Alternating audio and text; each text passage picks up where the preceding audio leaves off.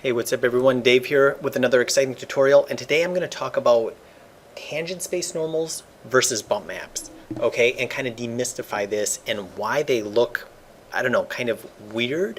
So if you look here, this is what a normal map may look like, and if I go here, this is what a bump map would look like. Generally, bump maps are black and white information, and normal maps are the kind of this crazy color information. And how is it using the color? Why does it need the color? What's going on there? Okay, so let's go ahead and kind of dive right in, and I'm going to start with a visual from ZBrush. Okay, so in ZBrush here, I want you to think about this character kind of three-dimensionally. Okay, we know that if we face him this way, his nose is closest to us, and like the ears are further back and everything like that. Now, the computer doesn't necessarily know that depth. I mean, it does, but I feel like if we two-dimensionally render this out, it's not going to know that. But I want you to imagine if we shined a light on him from this way, and if we shined another light from him this way, and if we shined another light dead on. And all of these lights are different colors, okay? So to visualize that, if I go to this, this is normal map. I want you to picture, again, a red light shining on the character from this way, a green light shining on the character this way, and a blue light shining on the character dead on, okay? Well, with that information, the computer knows that this surface is sticking up because of those colors, because of how that light is responding to it. Okay. Now again, stick with me. This is kind of a weird concept here. If we look at the black and white information, if we think about it not in terms of these different lights, okay, red, green, and blue light, if we think about it just normally, as a, kind of how we perceive it, with white being the highest point and black being the furthest point, in that case, the nose would be the whitest, and then it would be kind of a gradual fade out to black. Okay, well, let's see what that looks like. So if I come here, again, this is the normal map, right, where the red light, the green light, and the blue light. If I go to the, this is kind of what a bump map from that face would look like. Okay, so you can see that white is going to be the nose, and then it kind of, again, gradually fades out to gray or black, depending on how far back it goes. Now, if as humans, we would be able to kind of create a normal map because, a bump map, because we can kind of, like, I don't know, wrap our head around that of white is tall and black is a valley. But a normal map is a little bit different because it's going to be a little bit more complex trying to get those colors.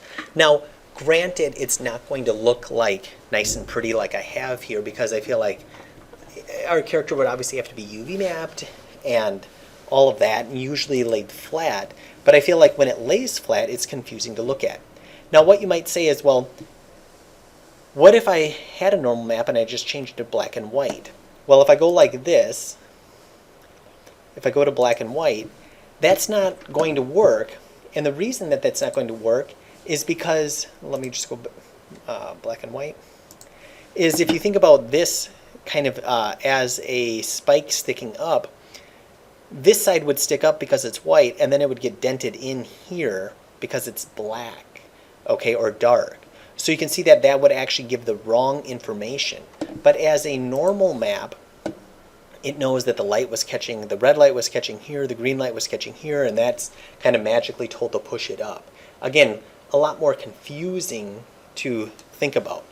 But on a, you can see, like on a, we'll call this the bump map, it knows that that spike should just be pushed up, so it's going to be basically white, and anything that's going to be pushed in is going to be black. So how does this look, let's say, in Maya? So what if I took that picture of that guy, and again, I'm going to go like this. I'm going to take this this exact picture, and I'm going to apply that as a normal map, and I'm going to take this exact picture and apply it as a bump map, and let's see what happens. So in here, I'm going to just go to assign a new material, and then I'm going to go to Arnold Shader, AI Standard Surface, and then on the material, I'm going to scroll down until I get to geometry. And I'm going to open up geometry, and here's bump mapping. So if I click on this, I'm going to go to File. And now here's my choice, use as bump or use as tangent space normal. I'm going to first do the bump map. And now if I go here, bump value,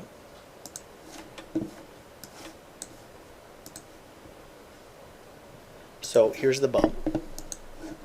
And I can see, and like again, if I put a light on here, so if I go to a point light, and if I press 7, I can actually see that it's doing a good job of kind of this depth. It understands it. So if I look at it from the top, okay, if I look at it from the top, it's giving this illusion of depth.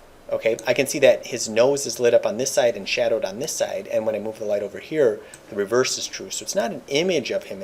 It's actually kind of faked depth. Okay, now, and again, the image that I put on there was this one.